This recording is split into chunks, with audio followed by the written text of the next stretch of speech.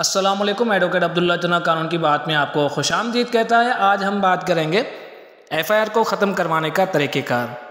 FIR किस तरह खारिज कराई जाए। आपके खिलाफ झूठी एफआईआर दर्ज हो जाए तो क्या करें। एफआईआर का रिकॉर्ड कितने साल तक थाने में रहता है। पुलिस रूल्स 1934 के मुताबिक असल एफआईआर 60 साल तक एफआईआर का रिकॉर्ड थाने में रहता है।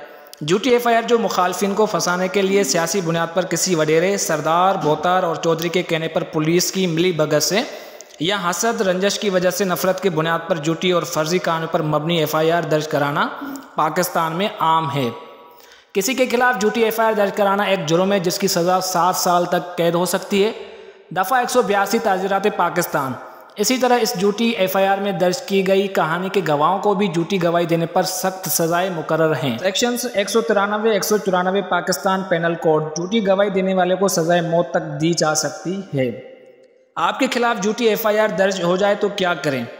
अगर एफआईआर के इंदराज के बाद आपका चालान मुतलका अदालत में पेश नहीं हुआ और उस पर ट्रायल शुरू नहीं हुआ तो आप आइन के आर्टिकल 199 और ज़ाब्ता फौजदारी की दफ़ा 561A के तहत इस एफआईआर के इखराज के लिए हाई कोर्ट में रिट दायर कर सकते हैं।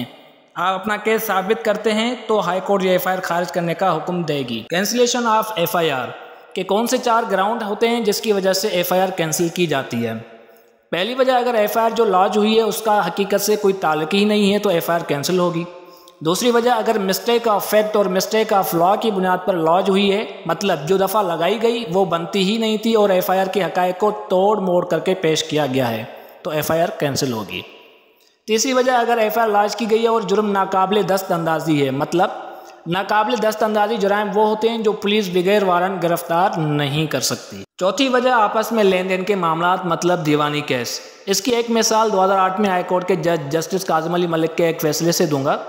इस केस में मुखालिफिन का आपस में लेन देन का कोई मसला था। एक फैक्ट्री के मालिक ने एक शख्स से तेल खरीदा था और अदायगी नहीं की थी। ये दीवानी अदालत का मामला था, लेकिन मुद्दई ने पुलिस से मिली भगत करके फैक्ट्री मालिक के खिलाफ ताज़ीरात पाकिस्तान के दफ़ा 406 के तहत मुकदमा दर्ज करवा दिया।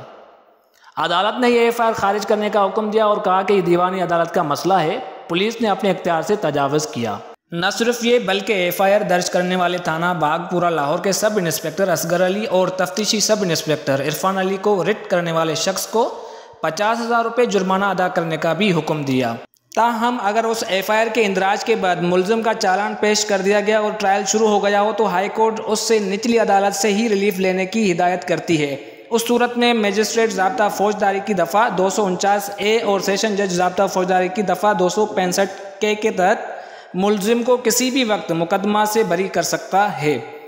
पुलिस रूल्स 1934 का कानून नंबर 24/7 मुतलका पुलिस अफसर को भी ये इख्तियार देता है कि वो दर्जशुदा एफआईआर को मनसूख कर सकता है। Thank you for watching. अल्लाह हाफिज़।